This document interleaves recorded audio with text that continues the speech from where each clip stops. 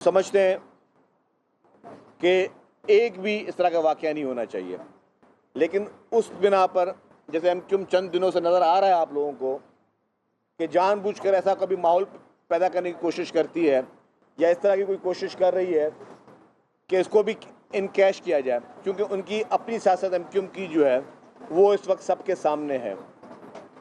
MQM का mandate भी सबके सामने है, किसी से छुपा हुआ नहीं, और एमक्यूएम की सियासत भी सबके सामने है। अल्हम्दुलिल्लाह आज क्वेश्चन आर था, होम डिपार्टमेंट का ही क्वेश्चन आर था और होम मिनिस्टर साहब जवाब भी दे रहे थे और सवालात भी आ रहे थे। और सवालात क्या आ रहे थे? लोग ये पूछ रहे थे कि जी पहले कराची में टारगेट किलिंग होती थी, पहले कराची में बोरी बंद लाशें मिलती थी, पहले कराची में भत्ता लिया जाता था, पहले कराची में हड़तालें होती थी, पहले कराची में एक एक दिन में 30-30, 40-40 मासूम इंसानों की जानें ली जाती थी। मुझे तो बड़ा अफसोस हुआ कि आज ये सवाल उठा कौन रहा है। हमने कहा कि एक एक जान कीमती है, जो भी नुकसान हो रहा है बिल्कुल वो हम सबका, एक इंसानियत का नुकसान है, हम सबका नुकसान है। किसी भी मासूम की अगर जान जा रही है स्ट्रीट क्राइम में या किसी भी तरीके से, वो एक्सेप्टेबल नहीं है। उसकी ज़्यादा हुकूमत जो है जवाबदेह है, हम जवाबदेह हैं, लेकिन उस पर सियासत करना, वहाँ पे नारे लगाना और जो है वो हुकूमत को बुरा भला बोलना, ठीक है, हुकूमत क्रिटिसिज्म भी पॉजिटिव क्रिटिसिज्म का तरीका, उसको हम सहने के तैयार हैं। कभी जो है ये वहाँ बैठ कर नारे लगा रहे हैं और उनको पता है यस जो टारगेट किलिंग है वो कराची में कौन करता था, किसी से छुपी हुई नहीं है। भत्ता कराची में कौन लेता था, किसी से छुपा हुआ नहीं है। बोरी बंद लाशें कराची को कौन देता था, किसी से छुपा हुआ नहीं है। नो गो एरियाज पहले कराची में थे, नो गो एरियाज आपको भी याद है, कराची के हमारे दोस्त हैं कि नो गो एरियाज थे। अब कराची में कोई नो गो एरिया नहीं है। हर शहरी जिस वक्त चाहे पूरी रात जहाँ पे जा सकता है, कोई नो गो एरियाज नहीं। तो ये सारी चीज़ें जो है वो मेरे ख्याल से मुनासिब नहीं है।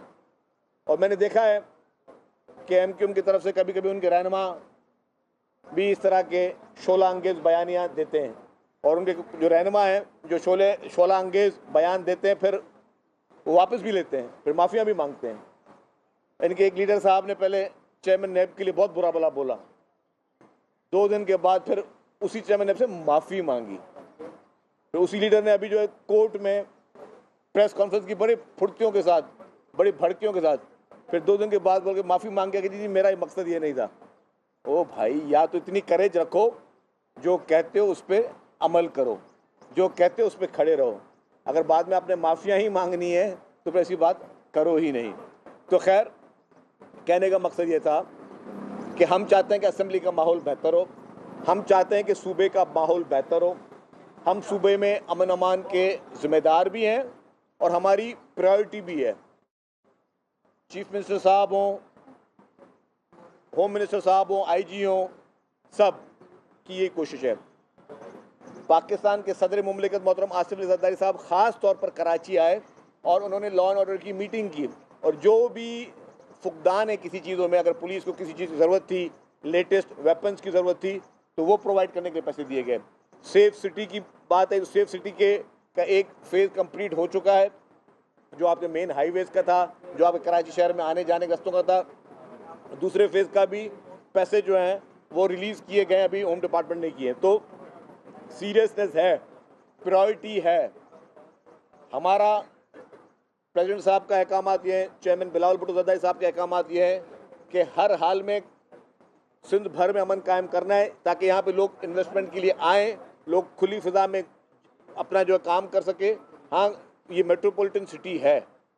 अगर आप क्राइम रेशो पूरी दुनिया से देखेंगे, मैं इसको फिर दोबारा कोई कंपैरिजन नहीं दे रहा हूँ कि कराची का क्राइम कम हो रहा है, डिक्रीज़ आ रहा है, और जब पूरे पाकिस्तान पे यहाँ पे गैर कानूनी तारीख के वतन भी इस मुल्क में रह रहे हैं और सारे भी चैलेंजेस हैं, उन सारे चैलेंजेस के बावजूद पुलिस की जिम्मेदारी और डे बाय डे पुलिस को स्ट्रेंथन किया जा रहा है। तो इस मौके पर मैं समझता हूँ हम आज भी अमन का पैगाम देते हैं। हम नहीं चाहते कि सियासी पॉइंट स्कोरिंग के लिए या सियासत चमकाने के लिए खामा खा इस तरह की बात हो। एमक्यूएम का जो असल काम है वो अपना काम करें, सियासत करें, हाँ, उनको अगर अमन अमान पे इशूज़ है वो रेज़ करें, उसके तरीके हैं, रेज़ करें बैठकर। बाकी नारे लगाना, हुकूमत को गालियाँ देना, मैं समझता हूँ कि ये नामुनासिब अमल था।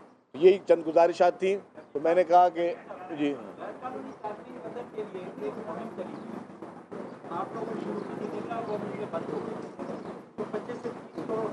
देखिए जी, मैं बताऊं कि गैर कानूनी तारीकी वतन के खिलाफ कोई मुहिम बंद नहीं हुई है। आज भी इदारे मौजूद हैं और इदारे अपना काम कर रहे हैं। अब वो रोज़ाना बैठ के हम उस पर ब्रीफिंग्स नहीं देते, लेकिन मैं ये बात बता दूं कि रोज़ाना की बुनियाद पर लोग पकड़े जाते हैं गैर कानूनी तारीकी वतन और उनको डिपोर्ट किया जाता है। एक मिनट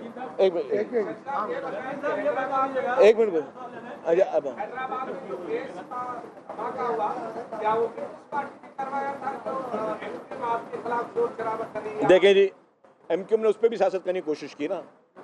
अब ये एक बहुत बड़ा हादसा था, ठीक है, बहुत अफसोसनाक हादसा था। बहुत मासूम जाने गई हैदराबाद में और उसका तहे दिल से अफसोस भी था। फौरी तौर पर जैसे ही वाक़या हुआ तो मेयर हैदराबाद वहाँ पहुँचे, वहाँ के मिनिस्टर वहाँ पे पहुँचे, यहाँ पे फौरी तौर पे हम और चीफ मिनिस्टर साहब फौरी तौर पे जिस तरह बॉडीज़ पहुँची, हॉस्पिटल पहुँचे और चीफ मिनिस्टर साहब ने फौरी तौर पर जो है वहाँ पे हम लोग शहर से बाहर थे, फौरी तौर पर हैदराबाद की इंतज़ामिया को कहा, हेल्थ डिपार्टमेंट को अलर्ट किया। हेल्थ मिनिस्टर साहिबा खुद, मोहतरमा अजरा पीछो साहिबा खुद वहाँ पे हॉस्पिटल में मौजूद थी। एक एक मरीज़ की ये वहाँ पे जो भी सहूलियात की ज़रूरत थी वो वहाँ पे करवा रही थी। यही हुकूमत का काम। अब मैंने कहा कि उस पर भी एमक्यूएम ने सियासत करने की कोशिश की, तो ये उनका वतीरा रहा है।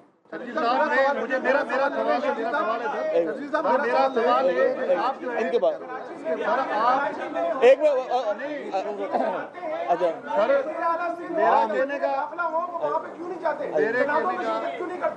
एक मिनट, ये आप एमक्यूएम का सवाल पूछ रहे हो? बैठे पहले मैं इनका जवाब दूँ तो आपका जवाब देता हूँ। ये कह रहा हूँ कि सिंध हुकूमत बिलाखिर ये तस्लीम करने को क्यों तैयार नहीं है कि कराची में स्ट्रीट क्राइम जो है वो हद से ज्यादा है।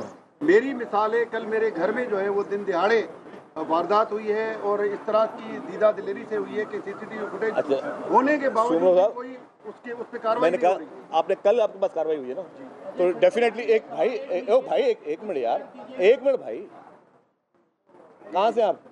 अच्छा एक मिनट। तो भाई मेरा सवाल ये है, आपके सवाल का जवाब ये है कि कल वाकया हुआ है, इंशाल्लाह ताला बाकी केसेस भी डिटेक्ट हुए, ये केस भी आपका डिटेक्ट हो जाएगा। ये बताएं कि उस दिन प्रेसिडेंट आपके यहाँ, उस दिन चेयरमैन साहब बिलावल साहब ने आप कई वजीरों की कारकर्दगी पर सवाल उठाया है या बात की है और चीफ मिनिस्टर साहब को कहा है कि वो वज़रा की कारकर्दगी को देखें जैसे कि वो पहले देखते थे। तो क्या आपको हुकूमत सिंध या चीफ मिनिस्टर सिंध कोई मैकेनिज्म बना रहे हैं कि वजीरों की कारकर्दगी देखा जाए कि वो दफ्तरों में है? देखिए जी, हमेशा पार्टी की लीडरशिप जो होती है वो बेहतरी के फैसले करती है और बेहतर तरीके से सोचती है, इसीलिए वो लीडर हैं। डेफिनेटली चेयरमैन पाकिस्तान पीपल्स पार्टी बिलावल भुट्टो ज़रदारी साहब हमारे सबके चेयरमैन हैं और उन्होंने जो बेहतर समझा और उन्होंने उसी तरीके से सबको ये हिदायतें की और उसमें कौन सी गलत हिदायत की, उनकी सारी हिदायतें ठीक थी कि हर मिनिस्टर का काम है कि वो जो है वो दफातर में बैठे, आवाम के मसले सुने। और तो मैं समझता हूँ कि उन्होंने बिल्कुल सही कारकर्दगी की और उन्होंने कहा कि जी चीफ मिनिस्टर साहब आप तमाम मिनिस्टर्स की कारकर्दगी देखें। तो मैं समझता हूँ this is the best thing. हम सबको अप्रिशिएट करना चाहिए कि कोई ऐसी पार्टी है जो अपने लोगों को अकाउंटेबल कर रही है, कोई ऐसी पॉलिटिकल पार्टी है जो अपने एमपीएस को, अपने एमएनएस को, अपने मिनिस्टरों को, अपने चीफ मिनिस्टर को अकाउंटेबल कर रही है और पब्लिक के लिए अकाउंटेबल कर रही है। तो ये हम सबको इसको अच्छे तरीके से उसको अप्रिशिएट करना चाहिए। आसिफ साहब एक मिनट, बारी एक मिनट भाई, आज एमक्यूएम कराची बदमनी पर एहतजाज कर रही थी ये, और मौजूदा जो एमक्यूएम की क़यादत है ये अल्ताफ हुसैन फनौना में भी यही क़यादत थी, यही राब्ता कमेटी थी।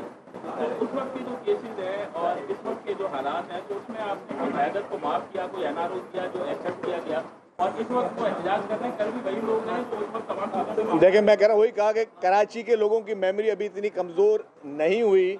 लोगों ने देखा और देखते थे कि सिर्फ एक फ़ोन कॉल आती थी लंदन से और पूरा शहर बंद, और आप भी देखते सड़कों पे फायरिंग होना शुरू हो जाती थी, गाड़ियां जलना शुरू हो जाती थी। यही नहीं देखा जाता कि भाई मैं किसकी गाड़ी चला रहा हूँ। किसी हड़ताल की कामयाबी के लिए लोगों पब्लिक ट्रांसपोर्ट जलती थी, लोगों की गाड़ियां मोटरसाइकिलें जलती थी, टायर जलते थे, दुकानें बंद होती थी। ये नहीं सोचा जाता था कि यार ये मैं इकॉनमी का नुकसान कर रहा हूँ, और मैं किस तरीके से मुल्क को नुकसान पहुंचा रहा हूं। कराची बंद होता था तो रोजाना ये भी खबरें आती थी कि अरबों रुपए का आज नुकसान हो रहा है। तो ये सारी चीजें जिन लोगों ने की हैं वो सबको पता है। मैं माजी की तलखियों में नहीं जाना चाहता।